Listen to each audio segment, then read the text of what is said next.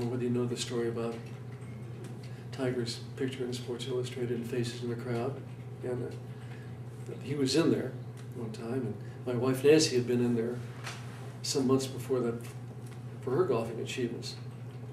So I cut her picture out, and I cut Tiger's picture out, and I put them on a piece of Stanford stationery and wrote Tiger up short note. He was 13 years old at the time, so it was a legal letter, okay? And wrote him a note and said, you know, if you'd ever be interested in the possibilities of coming to school up here to play golf, I'm going to be here. I'd like to have you consider it. And about a month later, I get this letter back, this absolute immaculate letter with capitals, punctuation, everything was perfectly written. And up here in this very office, one day, my team, we were discussing some big, really kind of ridiculous, but to them, big issue. And I made a remark to these guys, you know, guys, you guys go to Stanford, you think you're so doggone smart. We had 3 or 4 academic All-Americans at the time, and I said, I've got a youngster down south that has written me a better letter than any of you guys could conceivably write. Oh, come on, Coach. So I went over to my file cabinet, got this letter out, took it over to the coffee machine over there, copied it off, and brought it back in here, and they all read the letter and said, well, Coach, that's pretty accurate. So it became a famous letter, and it was not, I didn't worry about recruiting. My attitude in recruiting was if somebody wants to go someplace else, that's fine by me. You know, I'm here, and this place is here, and if they want to take advantage of the best, great, but if they want to go to anywhere, that was good. And I actually, during a lot of those years, I helped a lot of kids find scholarships at other places, because you had to turn down so many kids here that were really great guys. My inclination was to try to be helpful, and it turned out I enjoyed doing it, and I spent some time at it. And my attitude was just, you know, get 5 or 6 or 8 guys together and get the best players you can, and go down the road with them, coach them as hard as you can coach them, take them to nice tournaments, and make practices as competitive as you could make the practice be, and go see what happens. Could you go back to the year before Tiger again, the year you won the national championship, and talk about the experience for you personally and for that team, how that team came together, and just that week when you won and those great rounds. I'm looking up on the wall over here. I noticed a note of 62 in the second round, and Will 62 in the national 64 in the final round. Incredible. Here is the basic story about that whole routine. Okay, and we found out the year before, because UC Irvine was giving up their golf scholarships, and so the kids were transferring out. And one of the boys on the team found this out. I mean, I didn't know it.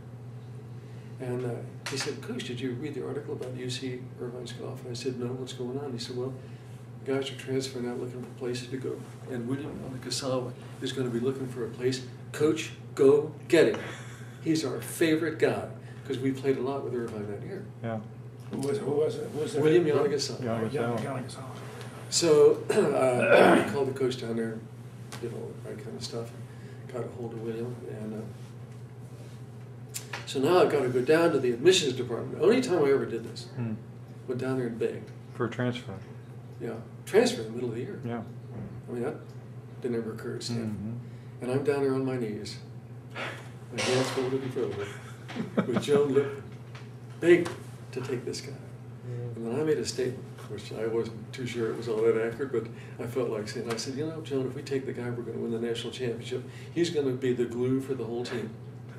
And she said, no, I've heard that before. And I said, well, I mean it this time, okay? That's great. And so he came to school. That sweet guy, I mean, he worked so hard academically to make the grade here, and I'll never forget his speech at the spring athletic awards banquet. He had everybody in tears, me included, what it meant to be able to go to school here. Wow. And he got great academic help from a couple of people down in the athletic department, and made it. And so it was, and then it come along the last day. Unbelievable. And blessed kid shoots 60.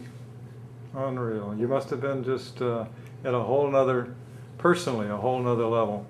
Well, it was. I mean, with that experience. As a coach, I mean, that doesn't ever happen. Yeah. And it just, in this case, happened. And I'll never forget the last 3 holes. He's going down the 16th hole. And and he's under par, and he hits this monster drive on this long par 5 hole. Difficult green to get any sort of second shot in there, you know, let alone even try it. And I see him take out his 2-iron or club, you know, longer golf club. And I said, well, hey, good luck with that shot, William. And I keep right on walking because I'm heading down to the 17th green to see what's going on. And pretty soon, I'm down at the green, and here comes William walking from the 16th green over to the 17th tee. And I look at his leaderboard. Mm. Well, he'd hit the ball on the green. I mean, it was 60 or 70 or 80 feet from the hole. Mm. I mean, a mile. I said, William, did you sink that putt down there? He said, I did, Coach. This was televised. I remember watching this. Remarkable. Phenomenal. I was so glad for him. I mean, a great kid. And, I mean, it made it for him. Yeah. Conrad, we talked to Conrad recently, and he spoke of the importance of the unsung heroes, those who may not even play in a tournament, but are part of the team, provide humor or whatever. Could you talk a little bit about the chemistry that comes from those who we would perhaps never have heard of? Well, I mean, Conrad was one of them. And it was this group of guys who had a few champion players on it. But it was a team, and it was one of the nicest things for me to go around with these guys all over the country. And people try to put another hole in the dike and let the water out and figure out some way to psychologically intimidate us or whatever the deal was. And those guys just stuck together like fleas. And it was just so, everybody was behind everybody else. Everybody practiced as hard as they could. We always stayed in touch with the guys who were back here when we were out there playing and letting them know what's going on. But if I was part of that, it was great. I'm glad that I contributed to it. But still, it's the kids. It's not the coach. It's the kids and how they perceive their situation and their roles.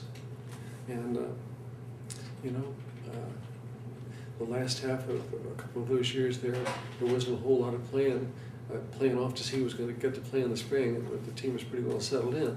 Now that's a tough role for player number 7, 8, and 9 to have to absorb, and they did. And there was one of the greatest golf or athletic articles I've ever read in my life, in Golf Digest. And a writer came out here, unexpected, knocked on the door, came in, said, I'm here, and I said, hey, you can't come, you got to have an appointment to do something like this. The writer said, no, that's okay, Wally, don't worry about me. We're in a motel downtown, I'll find the guys. And I said, but wait a minute, we practice and do all that stuff, and we don't have a lot of time for you know, people coming in and doing something like this. Well, he wound up by staying here 3 days.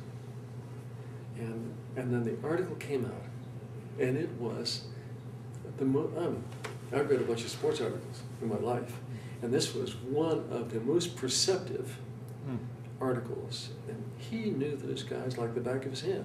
Everybody. Which team was that? Do you remember? Well, it was Tiger, all those guys. 95, 96. Yeah, and the big picture of the guys down with their heads sticking out of the bookshelves at the library. How they ever got that done, I have no idea. I mean, they coerced the librarian down there big time, paid her off.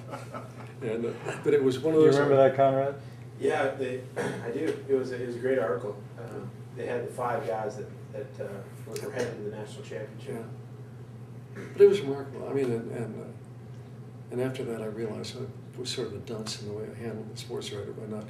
I mean, but there was. I mean, my life was so wild in those days. I didn't have an assistant coach, didn't have a secretary, didn't have, the phone was ringing all day long every day, and I was going nuts trying to just protect the guys a little bit and keep it going.